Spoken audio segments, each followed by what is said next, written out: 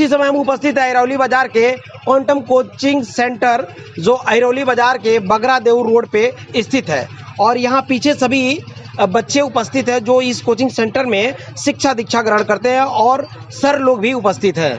आइए हम बात करते हैं और जानते हैं इस दुखद स्थिति में सर जी लोग अपने बच्चों के लिए क्या कहना चाहते हैं। बहुत बहुत स्वागत सर, कैसे हैं? बहुत अच्छा सर, पहले से बहुत बधाई आपको। और बात करेंगे कि आज आपकी इस कोचिंग सेंटर से बच्चों की विदाई हो रही है, इस अवसर पर आप क्या कहना चाहेंगे? क्योंकि कल से बच्चे शायद आपके सेंटर में नहीं आने वाले हैं पढ़ने के लिए, तो कैसा लग रहा है आपको? सर अच्छा तो नहीं लग रहा है। It's very important question for me, you ask me in this time. बता दूं कि इस कोचिंग के डायरेक्टर हमारे प्रिय मित्र प्रदीप सर हैं और सर आयोजक भी हैं, और इन्होंने बहुत ही शानदार व्यवस्था किया था बच्चों के लिए। बच्चों ने बहुत ही अपना उत्साहवर्धन भी किया और परफॉर्मेंस भी किया, बहुत ही अच्छा रहा। और जो बच्चे हैं, उम्मीद करता हूं कि 24 मार्च से होने वाली परीक्षाओं में बहुत ही अच्छा नंबर प्राप्त करेंगे और सर का सम्मान ऊंचा करेंगे सभी लोगों का। चूँकि देवेंद्र सर हैं, इनकी भी कोचिंग सेंटर चलती है, हमने आपको खबर में दिखाया। हम बात करेंगे सर से, और चूँकि आज सर के कोचिंग सेंटर में आए हैं तो हम बात करेंगे सर से और जानेंगे कि इस विदाई समारोह को लेकर, चूँकि विदाई नहीं, ये बड़ी दुखदाई समय है। जो बच्चे हैं कल से सर आपकी इस कोचिंग सेंटर में नहीं दिखने वाले हैं, क्या कैसा लग रहा है आपको? अजीब तो लग रहा है, क्योंकि बच्चे 5 साल से जुड़े थे हमसे। जब से मैं कोचिंग स्टार्ट किया था, मुझे याद आ रहा है 2016 से, तब से कुछ बच्चे हैं जो 8 से लेकर 12 तक थे। इसीलिए आज इस अवसर पर मैंने एक विदाई गीत भी गाया। मुझे काफ़ी दुख हो रहा है कि वो सब जा रहे हैं, लेकिन खुशी है कि आगे जा रहे हैं। तो कहीं ना कहीं दोनों के बीच एक मेल नहीं है। साथ ही मैं बता दूं, इस मीडिया जगत के लोगों को, चाहे जो लोग भी देख रहे हैं, ऑफलाइन तो कोचिंग चलता ही चलता सर। मेरा एक यूट्यूब चैनल है QCC ऑनलाइन क्लासेस, जिसपे हम लोग होली के बाद लाइव क्लासेस लेके आने वाले हैं, केवल बोर्ड बच्चों के लिए। हमारे यह बद्र आलम सर अंग्रेजी, रवि सर बायोलॉजी और दशरथ यादव मैथ, ये केवल बच्चे 12 के हैं। बाकी बच्चों को मैंने छोड़ दिया। खुशी तो काफ़ी है, क्योंकि तमन्नाएं बहुत है कि आगे लोग बढ़ें, और मैं आशा करता हूँ लोग आगे बढ़ेंगे और इन लोगों को बस यही आशीर्वाद देंगे कि भविष्य में कुछ करें, क्योंकि शिक्षा के बिना ज़िंदगी में कुछ नहीं है। और अक्सर आप लोग जानते हैं, मनोविज्ञान शिक्षा पे चलता है। हम लोगों के सिलेबस में है, शिक्षा और मनोविज्ञान एक सिक्के के 2 पहलू हैं। तो अगर आपका मनोविज्ञान है तो आपका शिक्षा है, अगर शिक्षा है तो आपका मनोविज्ञान है। और मनोविज्ञान तभी जनरेट होता है जब आपका मन स्वच्छ और साफ रहेगा और शिक्षा के लिए हमेशा तैयार रहेगा। क्योंकि शिक्षा का कोई बहुत विशेष अर्थ नहीं है, शिक्षा का व्यापक अर्थ है। शिक्षा का तुलना हम कर नहीं सकते। यह इतने बड़े रूप में होता है। शिक्षा जीवन से लेकर अंतिम मृत्यु समय तक सीखने की एक प्रक्रिया है। हम इसे किसी कमरे में बंद नहीं कर सकते। जहाँ बच्चे जाएंगे अपने घर से शिक्षा सीखते हैं, क्योंकि प्रथम शिक्षा आरंभ होती है उनके घर पे, उनके माता पिता, फिर गुरु सिखाते हैं। ऐसे करते करते लोग नौकरी करने लगेंगे, और हम लोग की तभी आशा होती है जब ये कहीं ना कहीं पोस्ट पहुँचे। मेरे कहने का मतलब सिर्फ सरकारी नौकरी होता, सब शिक्षा रहेगा तो आप किसी जगत में रहेंगे। क्योंकि हमारे गुरु आए थे KK सर, जो हम लोग को पढ़ाए 2011 में, लेकिन आज वो आए तो गर्वान्वित कर रहे थे। उसी तरह से मैं चाहूँगा बच्चे पढ़ें, आगे बढ़ें, बस इससे ज़्यादा कुछ नहीं। और जो बच्चों का देहात में फ़ी होता है सर, जब न्यूनतम होता है, मान के चलिए कि फ़ी हम लोग ना के बराबर लेते हैं। और मैं तो कभी कभी बच्चों से खुद कहता हूँ, अच्छा बच्चे से पूछ सकते हैं, हमारे वहाँ तो बस समझ लीजिए फीस के नाम पे तो कुछ है ही नहीं, एक तरह से बस कहते कहते थक जाते हैं, लेकिन मिलता उलता नहीं उतना। क्योंकि गरीब बच्चे हैं, इसलिए मैं बोलता नहीं हूँ। और मुझे आभास है कि मैं गरीबता में पढ़ा हूँ, तो गरीब बच्चों को ध्यान देता हूँ बस। बाबा साहब का स्लोगन है कि शिक्षा वो शेरनी का दूध है, जो जितना ही पिएगा उतना ही दहाड़ेगा। कहीं ना कहीं गुरु जी ये सत्यता है, सर जी ने कहा। सर हम बात करेंगे कि आइए सर, आइए। ये हमारे आलम सर हैं अंग्रेजी के लिए। अच्छा हाँ सर, हम बात करेंगे कल से सर ये छात्रों की संख्या निकलनी है। कल क्या, आज अभी से? जी जी, से ही निकल जाएगी। छात्र की संख्या घट जाएगी, छात्रों की संख्या तो घट जाएगी, कुर्सी खाली रहेगी। हम कुर्सी को देखेंगे तो हमको अजीब लगेगा, क्योंकि मुझे 5 सालों तक मैं बहुत डांटता रहा और पढ़ाता भी रहा, लेकिन बहुत दुख है सर, बस जान लीजिए। दुख की बात आई तो दुख कई प्रकार की है। एक तो आपकी छात्र की संख्या चली गई, दूसरी जो आने वाली है छात्रों से वो भी चली गई। तो मैं आपसे बात कर रहा हूँ, दुख सबसे ज्यादा किस चीज की है? नहीं, आय का तो छोड़िए, आय से मुझे कोई मतलब नहीं है।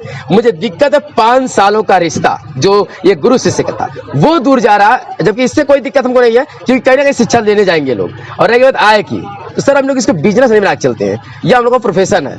एज हम बीएड है, और साथ ही साथ मैं आपको बता दूं कि मास्टर डिग्री भी मेरा है, एमकॉम से यूनिवर्सिटी से पढ़ा हूँ।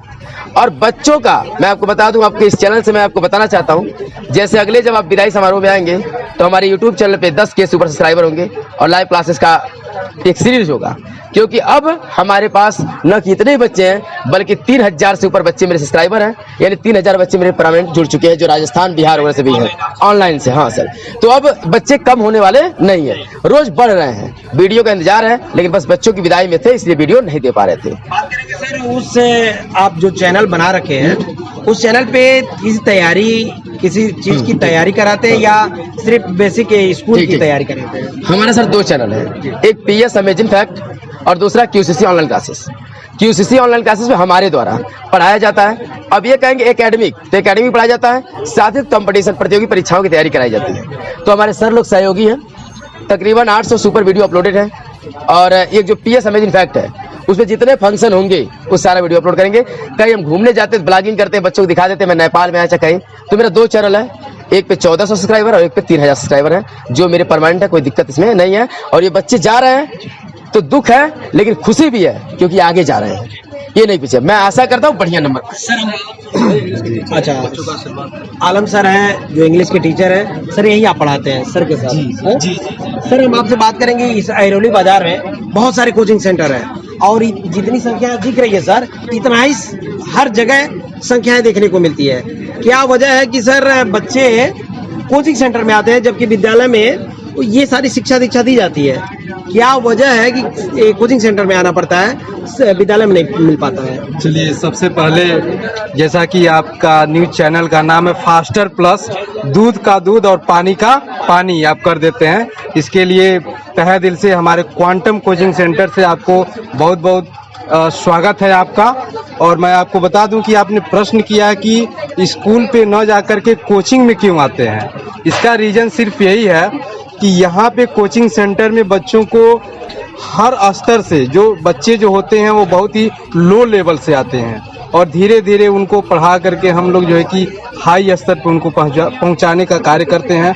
और स्कूल पे जो होता है वो बच्चे जो है कि थोड़ा सा अगर कह लिया जाए कि डिसिप्लिन में लोग नहीं पढ़ते हैं, शांति तरीके से नहीं पढ़ते हैं।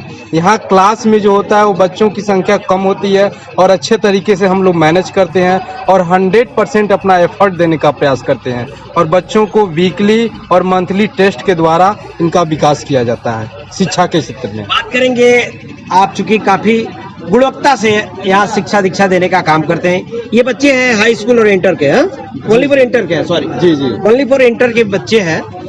ये बच्चे आपके द्वारा पढ़ाए गए हैं जी, और ये हो सकता है कि बोर्ड परीक्षा में बहुत अच्छी अपनी प्रतिभा दिखाए, फर्स्ट आए, हो सकता है यूपी टॉप करें, तो बहुत अच्छे अच्छे मार्क्स लाते हैं। लेकिन सर ये कहीं ना कहीं ये कमी छुपती है, ये बच्चे जिस विद्यालय में पढ़ते हैं जब टॉप करते हैं उस विद्यालय का नाम जाता है कि बच्चे ने इस विद्यालय से शिक्षा दीक्षा ग्रहण की, जबकि आपके कोचिंग सेंटर का नाम नहीं आता है। क्या कहना चाहेंगे? ये बात तो बिल्कुल जरूरी है, लेकिन सभी लोग जानते हैं कि उस बच्चे के पीछे मेहनत किसका होता है। मुझे लगता है कि सबसे पहले माता पिता का होता है, उसके बाद से विद्यालय का होता है और थर्ड पोजीशन पे अगर देखा जाए तो हमारे कोचिंग सेंटर का नाम आता है। लेकिन हम ये कहना चाहते, देखिए यही बच्चे हाई स्कूल में थे और मैंने अंग्रेजी पढ़ाया था और अंग्रेजी का मैंने टेस्ट भी लिया था और उस एग्जाम में वही प्रश्न आए थे जो मैंने टेस्ट में लिया था। 100 के 100% क्वेश्चन वही बोर्ड एग्जाम में आया था। ये बच्चे हैं, पूछ लीजिए, बिल्कुल वही आया था। और हम लोगों के जो बच्चे पढ़ाए गए, एक छात्रा जो है दिव्यांका यादव, जिन्होंने 92% अंक को ला करके जो है कि इस क्षेत्र का मान बढ़ाया और जिले में 3रा स्थान प्राप्त किया है।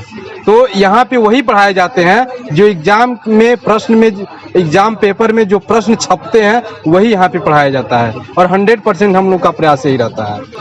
तो आइए हम सर से बात करते हैं जो बायो के टीचर है सर, रवि सर। सर हम आपसे बात करेंगे, यहाँ बच्चे कई सारे ट्रॉफी ले रखे हैं, मेडल भी पहनाया गया है, तो हम बात करेंगे सर इन बच्चों को किस तरह से पुरस्कारित किया गया है? कोई कंपटीशन एग्जाम हुआ था या फिर उनके जो साल भर जो कोचिंग चला है तो उसमें जो है हम लोगों ने लास्ट में जो है कंपटीशन रखा है, उसका एक एग्ज़ाम लिया हम लोगों ने और उस पर एक मेरिट बनी है सभी क्लास के जो है बच्चों और बच्चियों का। और उसमें जो फर्स्ट सेकंड थर्ड आए हैं उनको जो ट्रॉफी दिया गया। फिर उसके बाद भी जो है कुछ बच्चों को टॉप 5 तक जो है बच्चों को पुरस्कृत किया गया, ताकि बच्चे और जो है आगे जो है बेहतर कर सकें, भविष्य में और अच्छा करें और उनका लाइफ जो और सक्सेस लाइफ में और सक्सेस हो। तो ये जो है समय समय पर हम लोग करते रहते हैं। सर हम बात करेंगे ये सारे छात्र आपके हैं, इसमें से सबसे उजड़ छात्र, बदमाश छात्र और छात्राएं कौन है? देखिए सर, जो है शिक्षक के लिए सभी छात्र जो है प्रिय होते हैं। हमारे लिए हमारे सभी छात्र प्रिय हैं। हाँ, कुछ कमियां और जो है मान लीजिए कुछ अच्छे कुछ हल कहीं जो है किसी में कमियां होती हैं तो उसे हम लोग सुधारने का हम प्रयास करते हैं। और बात हमारे कहने का मतलब ये था सर कि ये इसमें से जो भी उजड़ तो होंगे ही, छात्र जीवन वही है। क्यों सर? हम सभी ने देखा है और आप भी गुरुजी है, छात्र जीवन student life is golden life. तो मैं आपसे ये कहवाना चाह रहा हूँ कि कल से जो भी बदमाशी करते हैं, उजड़ही करते हैं छात्र, तो वो आने वाले नहीं है सर। कल से आपके सेंटर में नहीं आएंगे। जी सर। तो कुछ लगेगा, फील आएगा सर? वो तो आएगा ही सर, वो तो आएगा ही। बच्चे इतने दिनों से जुड़े हुए थे हमारे साथ, तो आज ये जा रहे हैं तो थोड़ा सा फीलिंग तो हो ही रहा है कि अब पता नहीं लाइफ में फिर जो हमसे जुड़ेंगे कि नहीं जुड़ेंगे। जुड़े तो रहेंगे कहीं ना कहीं, जो हमारे ऑनलाइन क्लासेस के माध्यम से या वैसे भी नंबर के है ही बच्चों के पास। बच्चों से सर गुरु दक्षिणा के रूप में क्या मांगना चाहेंगे? गुरु दक्षिणा के रूप में यही है सर कि जहाँ भी रहें वो जिस जो है क्षेत्र में जाएं वहाँ पर सफलता हासिल करें और अपने माँ बाप का, अपने गुरुजनों का नाम रोशन करें। एक गुरु के लिए सर इससे बेहतर जो है गुरु दक्षिणा कोई नहीं हो सकता। आइए दशरथ सर से बात करते हैं, और मैथमेटिक्स के टीचर हैं सर। सर हम बात करेंगे आपसे कि अब तो विदाई होने वाली है। मैथ बहुत ही टफ सब्जेक्ट है, हमने भी झेला है, दिमाग में घुसता ही नहीं है सर। तो हम आपसे बात करेंगे, बहुत सारे बच्चे होंगे जो अवॉइड करते होंगे, अरे यार ये कौन सूत्र है, इतना याद कैसे होगा।